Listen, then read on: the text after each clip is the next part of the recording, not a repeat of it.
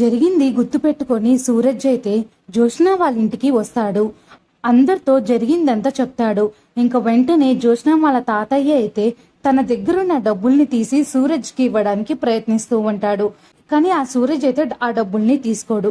దానితో అందరైతే అడుగుతారు సూరజ్ని, నీకు అసలు ఏం కావాలి అని ఎన్నో క్వశ్చన్లు అయితే సూరజ్ని అడుగుతారు. నాకు డబ్బులు అవసరం లేదు, నాకు మర్యాద అలానే నా పరువు కావాలి అని సూరజ్ అయితే జోష్న వాళ్ళ కుటుంబంతో చెప్తాడు. దానితో అక్కడున్న వాళ్ళందరైతే షాక్ అవుతారు.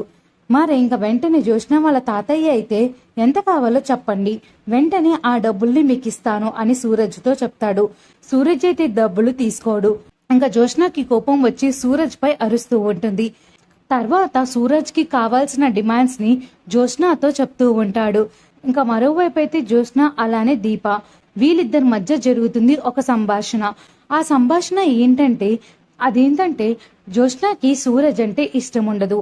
సూరజ్ని చూడగానే జోష్నకి ఎంతో కోపం వస్తుంది. అయితే వెంటనే దీప అయితే జోష్నకి ఒక సలహా ఇస్తుంది.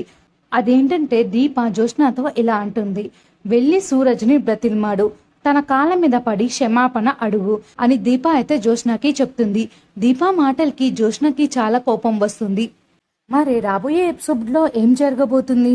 సూరజ్ అనుకున్నట్టే జోష్న చేత కావాల్సిన పనులన్నీ చేపించుకుంటాడా, లేకపోతే జోష్న సూరజ్ కాళ్ళ మీద పడి క్షమాపణలు అడుగుతుందా?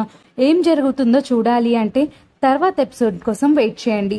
తర్వాత ఎపిసోడ్ ని చూద్దాం అనుకుంటున్నారా? ఇంకెందుకు ఆలస్యం, వెంటనే నా ఛానల్ ని సబ్స్క్రైబ్ చేసుకోండి.